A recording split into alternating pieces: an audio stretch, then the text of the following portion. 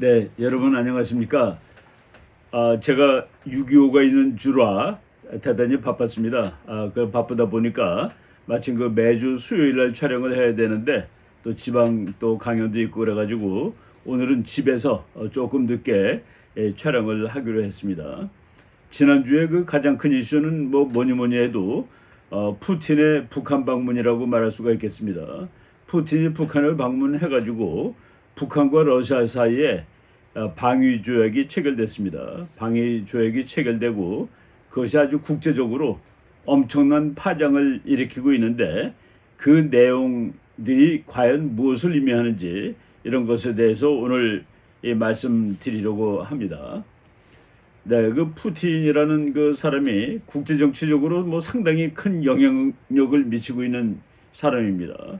그리고 아주 경력도 아주 그 특이한 사람인데 대통령을 하다가 국무총리를 또 하다가 다시 대통령이 돼가지고 그래서 지금 이제 지난 2024년 3월 달에 그 다시 선거를 했는데 압도적으로 당선이 됐습니다. 88.48%라고 그러니 거의 90%의 지지로 당선이 돼가지고 그래서 지금 임기가 6년인데 그 지금 임기를 마치면은 2030년 5월까지 이 대통령직을 확보한 사람입니다. 아주 독재자죠. 독재자인데 상당히 그 유능한 것 같습니다. 1952년생이니까 금년에 지금 만으로 71세인데 스탈린 다음으로 지금 러시아 그리고 소련에서 영향력이 큰 지도자로 취임 임기도 거의 그 비슷한 이런 지도자로 이제 각인이 되고 있습니다. 예, 하도 오랫동안 대통령을 하다 보니까 푸틴이 처음으로 대통령 된 것이 47세 때 그러니까 지금부터 24년 전인데 그때 북한을 방문한 적이 있었습니다.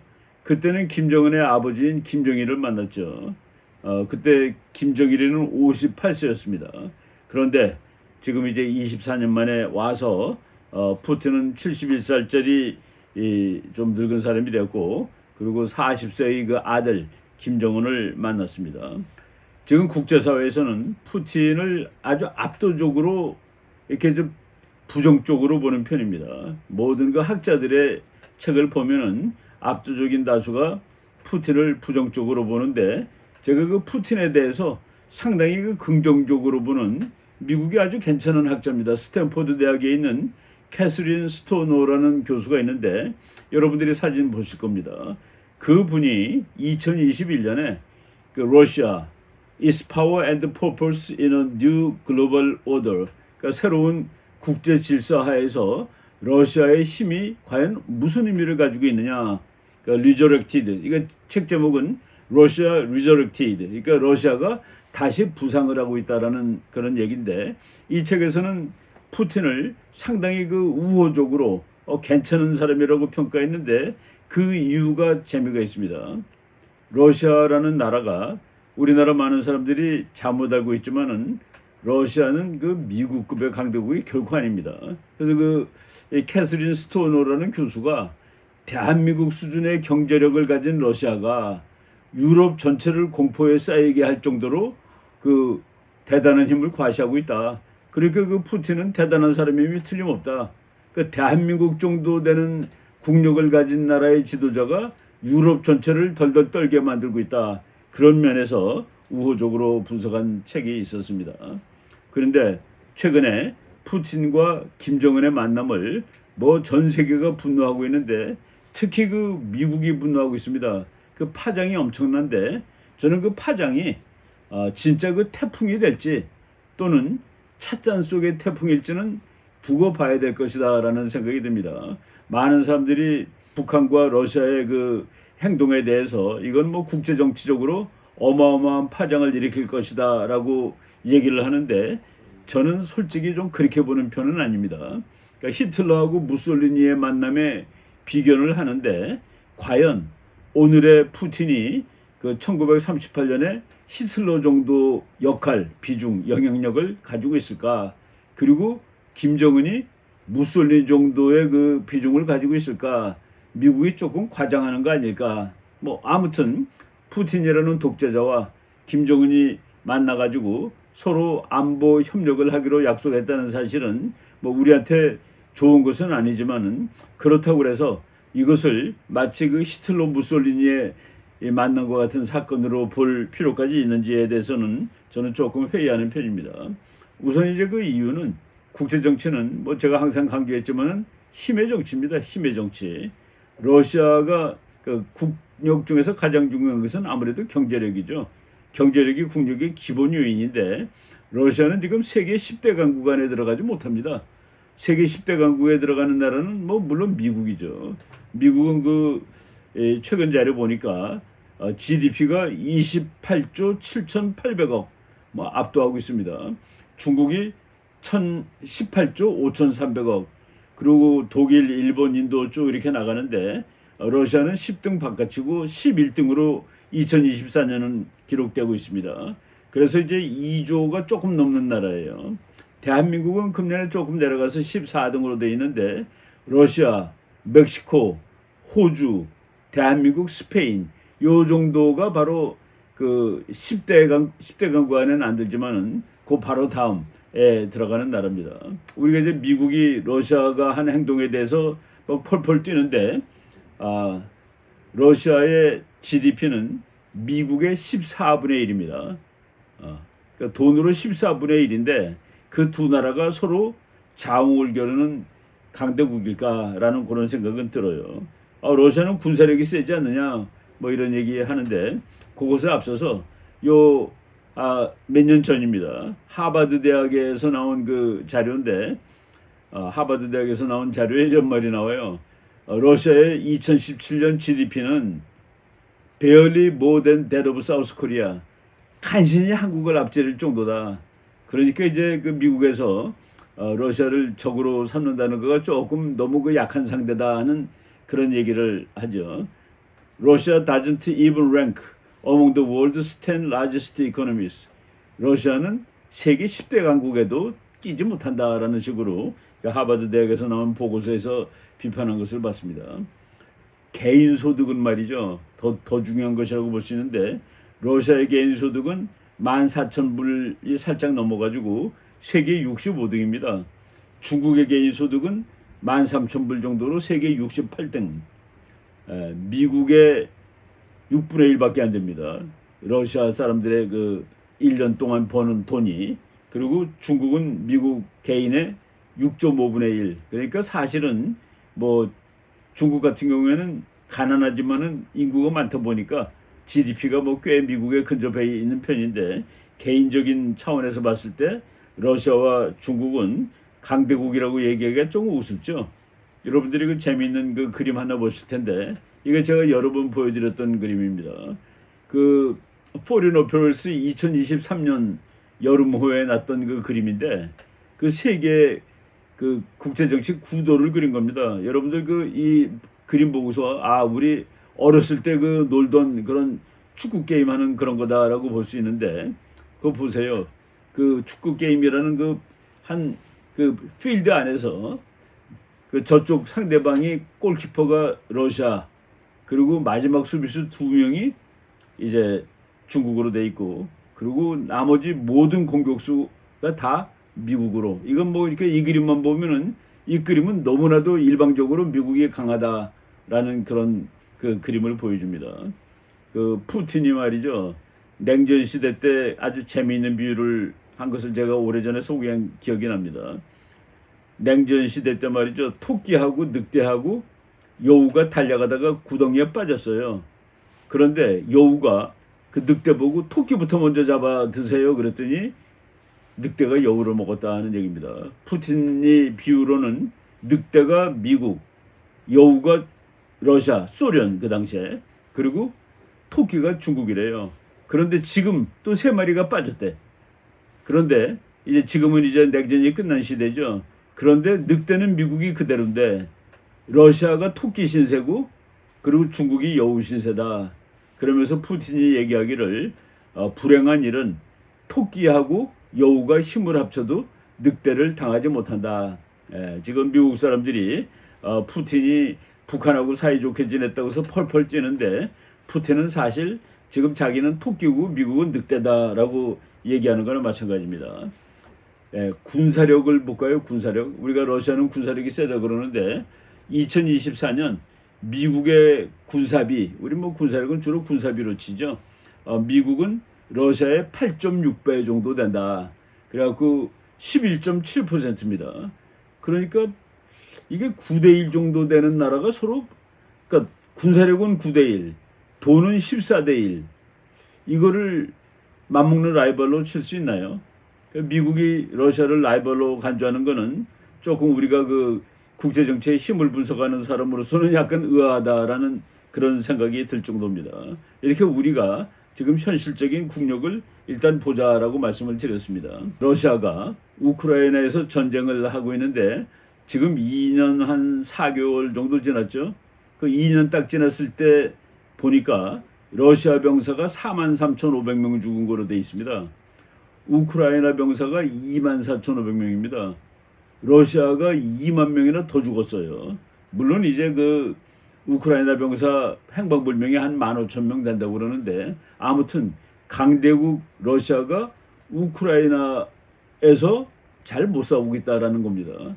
제가 그 최근에 읽은 그 책 중에는 미국의 그 육군 대장, 그 페트리어스 대장이 쓴 책인데 그 사람이 뭐라고 얘기했냐면은 우리는 지금 우크라이나에서 100년 전 전쟁의 모습을 보고 있다라고 얘기했습니다.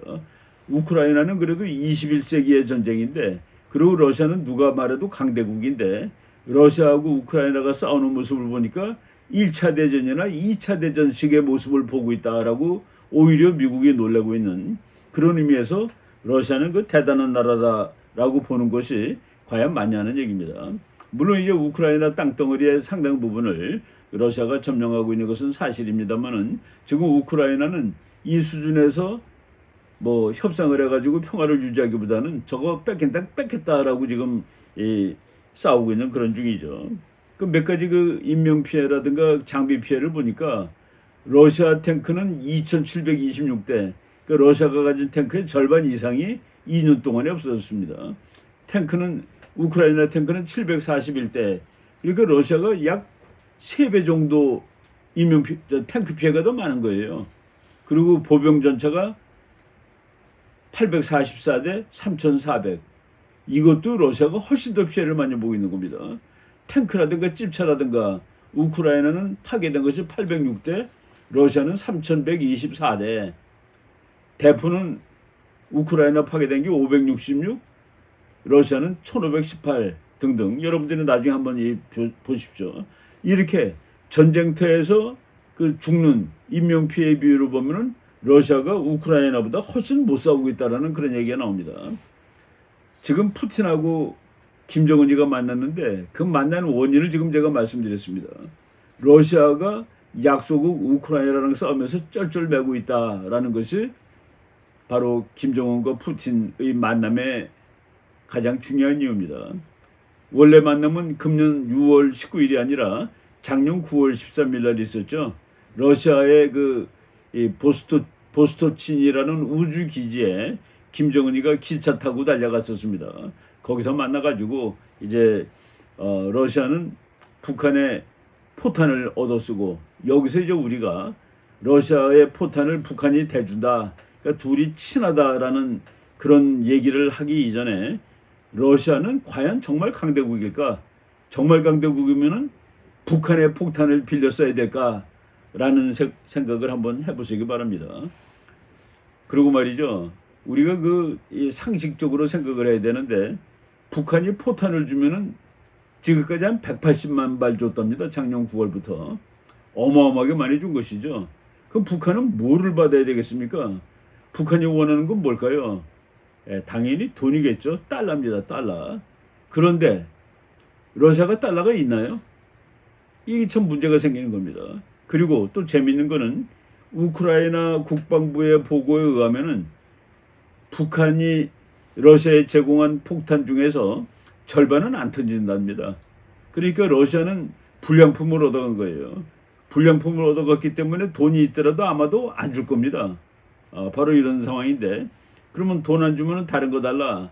러시아가 북한한테 기술을 준다라고 얘기하는데, 여러분 폭탄은 하드웨어입니다. 기술은 소프트웨어예요. 그게 교환 비율이 어떻게 됩니까? 폭탄 이만큼이면 기술 이만큼이에요? 그런 게 어디 있어요, 그죠? 그리고 러시아가 북한한테 좋은 기술을 줄까요? 러시아가 중국에 비행기 팔 때 그 엔진을 출력이 약한 걸 줍니다.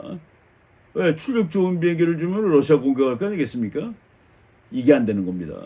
최근에 북한에서 아주 개망신을 당한 것이 바로 며칠 전에도 미사일이 터졌습니다. 5월 27일 날 5월 17일에 정찰위성을 발사했는데 정찰위성이 1분 정도 날아가다 로켓가 터졌습니다. 여러분, 정찰위성은 미국 돈으로 계산하면은 미국식으로 계산하면은 3.9억 달러, 약 4억 달러짜리입니다. 북한이 발사한 것 중에서 제일 비싼 물건인데 그놈이 1분 만에 터졌다. 그러니까 아마도 러시아가 기술을 제대로 안 주는 것 같아요. 우리가 한번 상상해 봅시다. 러시아가 내가 기술을 다 줬잖아. 기술을 다 줬는데 왜 터져요? 제가 한번 상상을 해보면은 지금 이제 몇 년 전에 돌아가셨지만은 미국의 찰스 크라우트 해머라는 아주 끝내주는 시사 분석가가 있었습니다.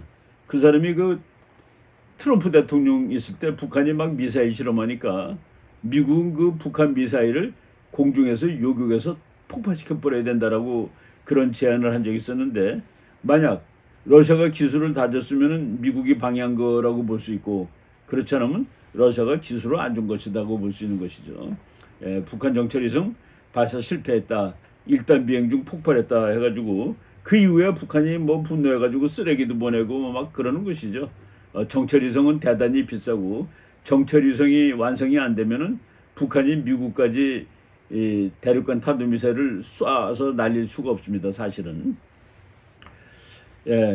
하여간 180만 발을 주기로 했는데 그것 자체가 비정상적인 정상회담이었다. 교환가치 이런 거가 전혀 나오질 않는 것이죠. 그리고 러시아가 돈도 없고 에너지를 줘야 되거나 식량을 줘야 되는데 북한한테 에너지 주고 식량 주는 거는 러시아가 유엔에서 약속했던 것을 스스로 어기는 거가 됩니다. 그래서 국제사회에 아주 불리한 그런 일이 되기 때문에 북한과 러시아의 만남. 그래서 저는 좀 웃기는 생각이지만은 김정은이가 러시아로부터 받을 수 있는 가장 좋은 물건은 고급 승용차구나라는 그런 생각을 해보게도 됩니다. 네, 많은 나라가 지금 자유진영이 우크라이나를 도와주고 있죠. 우리는 그래도 러시아와의 관계 때문에 무기를 대주지 않았습니다.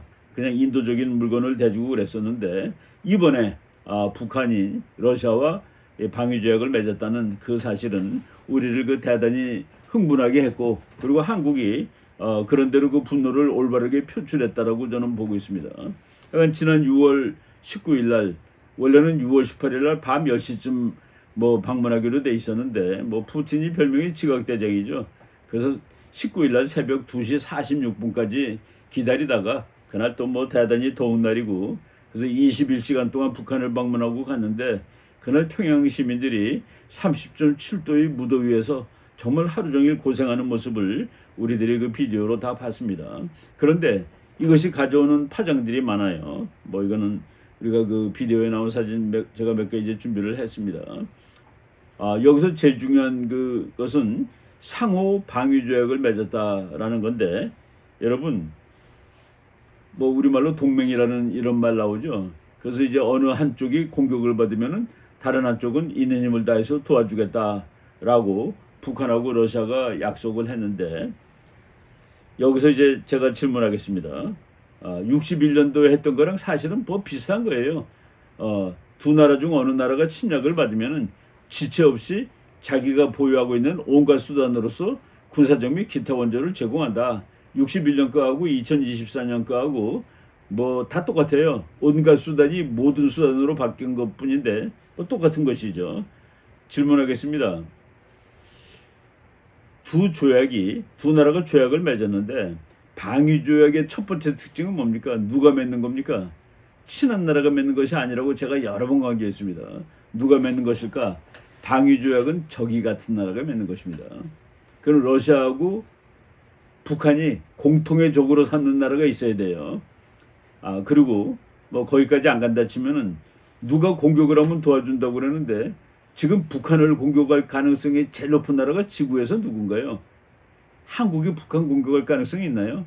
미국이 탱크로 북한 밀고 들어갈 가능성이 있나요? 예. 북한을 군인들이 밀고 들어갈 가능성이 제일 높은 나라는 중국입니다. 중국. 지금 그러고 있죠. 북한이 언제 붕괴될 가능성이 있을 때 그때 중국이 밀고 들어가면은 우리가 통일하는데 고달프게 될 거다. 저는 이번 사건을 보고서 지금 러시아가 중국의 진입을 막아주겠다라고 북한한테 약속했구나라는 생각을 하게 됩니다. 아마도 중국이 그래서 대단히 분노하고 있다. 중국이 분노하고 있는 이유는 거기 있다라고 말해도 됩니다. 그리고 미국 학자가 재미있는 분석을 냈는데 브루스 베넷이라는 그 학자가 김정은 실수한 거야.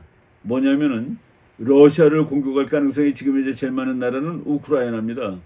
우크라이나 군대가 러시아로 밀고 들어가면은 지금은 러시아가 우크라이나로 들어갔죠. 근데 우크라이나가 지금 러시아 본토를 때리겠다고 그러는데 그럼 침략이 되는데 그때 북한은 어떻게 해야 되는지 도와주러 가야 되는지 이겁니다.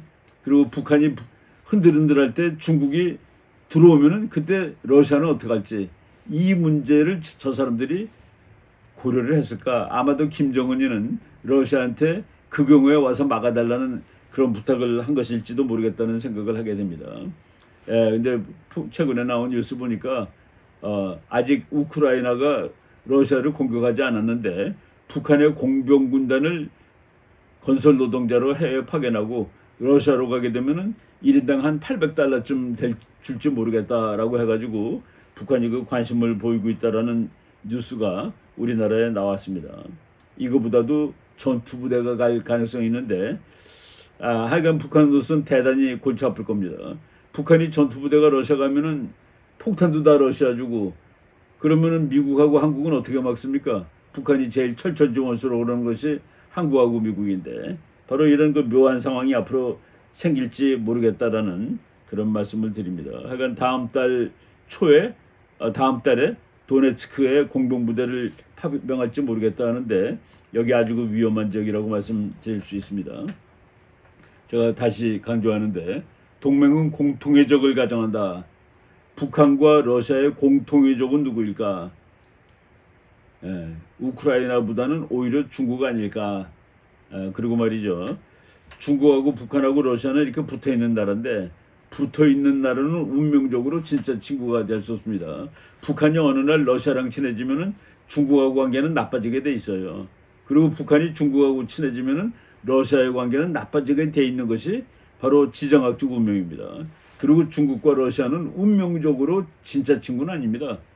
4,179km 붙어있는 국경의 길이가 4,000km가 넘어요. 국경이 4,000km가 넘는 나라가 진짜 친구가 될 수 있다? 나는 그런 거 없다고 생각합니다. 그래서 이번 북한이 그랬죠. 불페이 전후라고 러시아가. 그러니까 중국이 분노하고 있는 겁니다. 바로 이런 측면을 우리가 잘 봐야 되겠다. 그리고 중국만 화가 난 게 아니라 어느 정도 북한도 이제 기분이 나빠가지고 둘이 서로 티격태격 하다가 북한에서 어느 정도까지 중국에 대해서 얘기했냐면은 대사관 철수시키겠다는 말까지 나왔습니다. 우리가 이런 상황을 잘 활용을 해서 우리의 그 통일 전략이라든가 안보 전략을 짜야 된다고 생각을 합니다. 그래서 북한과 러시아와 중국 세 나라가 진짜 동맹국가가 될 가능성은 없다. 그 미국 논문에 Is Russia, North Korea, China alliance possible? 러시아와 북한과 중국의 동맹은 가능할까라는 그런 논문이 있었는데 진짜 동맹 세 나라가 한꺼번에 되기는 아니다라고 이제 얘기가 나왔습니다. 그 논문이 나왔고 지금 북한은 지금 러시아랑 친해지는 만큼 중국하고는 사이가 나빠지고 있다. 이런 것들을 북한이 그냥 노골적으로 얘기를 하고 있죠. 그래서 북한과 중국이 균열되고 있는 만큼 러시아와 중국은 친해지고 그래서 중국에 파견한 인력을 북한이 지금 철수하고 있답니다.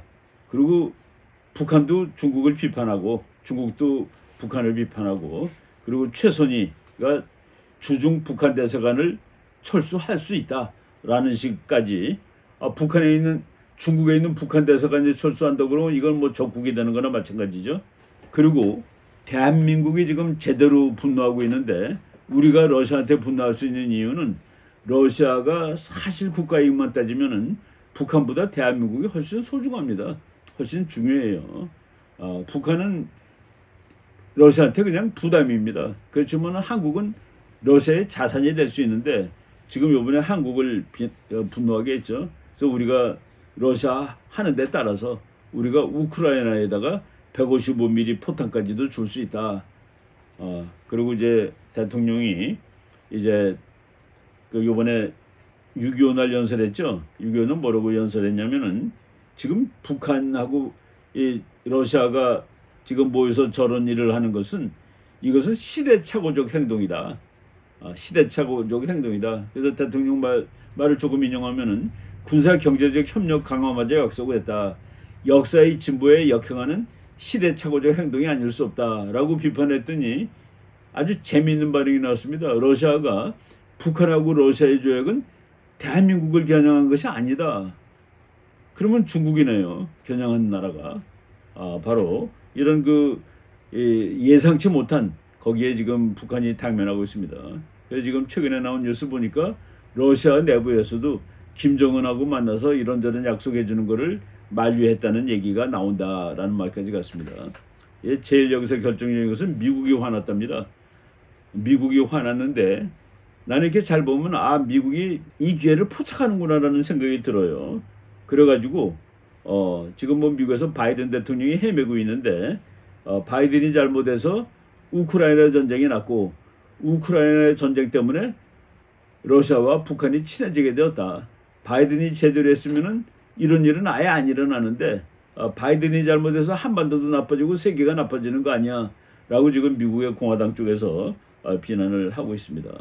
사실 지금 미국은 이런 것을 기회로 해가지고 지금 오늘이 내가 촬영하는 시간이 6월 28일인데 지금 한국과 미국과 일본이 프리덤 엣지라는 참 사상 최초의 그 대단한 훈련을 벌이고 있는 중입니다.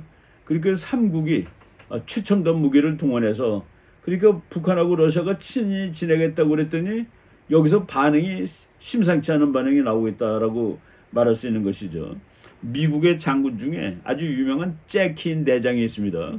나는 저 사람 그 평론을 아주 잘 듣는 편인데 요번에 아주 그 김정은하고 푸틴 만난 걸 보고 야 저분이 저렇게 얘기하는구나. 미국은 2차 대전 이후에 지금처럼 심각한 위협에 당면한 적이 없다.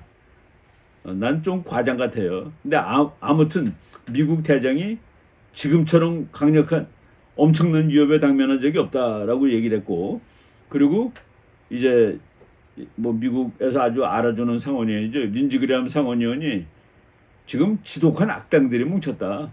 히틀러 무솔리니 같은 놈이 뭉친 것 같은 그런 얘기다라고 뭐 민주당 공화당이 다 야단 법석입니다. 그래 놓고서 지금 미국 공화당 상원의원 민주당 상원의원이 러시아를 테러 지원국으로 지금 지정하라. 지금 미국이 테러 지원국으로 지정한 나라는 4나라입니다. 시리아, 북한 이런 나라들이 들어가는데 그 테러 지원국에 한번 지정당하면은 굶어 죽습니다. 미국이 완전히 굶어 죽이는 게 테러 지원국이에요. 그런데 테러 지원국인 북한을 러시아가 지원했으니까 러시아도 테러 지원국이다라는 식으로 이 사람들이 화를 내고 있는데 여기서 중요한 건 뭔지 아십니까? 지금 미국이 이 기회를 통해서 한국에다가 핵무기 갖다 놓겠다고 얘기를 합니다. 그렇지 않아도 갖다 놔야 되는데 좀 델리케이트하죠. 그런데 너네들 그러기야? 그거 갖다 놓고 저는 여기서 한 수 더 뜬다는 생각을 하고 있는데 지금 미국이 옛날에 고바초프하고 레이간 대통령이 INF 트리티라는 걸 맺었습니다. 중거리 미사일은 서로 만들지 말자. 그런데 트럼프 대통령 때 니네가 약속 안 지켜 그래서 미국이 중거리 미사일 만들었는데 중거리 미사일은 러시아보다는 중국을 겨냥하는 데 너무 좋습니다. 한 3,000km 정도 가는 거를 일본이라든가 필리핀이라든가 대만에 갖다 놓으면 중국은 큰일 나는 것이죠. 그 INF 그러니까 중거리 핵미사일을 아시아에다 갖다 놓을 수 있는 그런 빌미를 지금 미국은 얻었다는 얘기입니다. 여러분 그 괴상하게 생긴 그 비행기 하나 보겠는데 별명이 하늘의 전함입니다.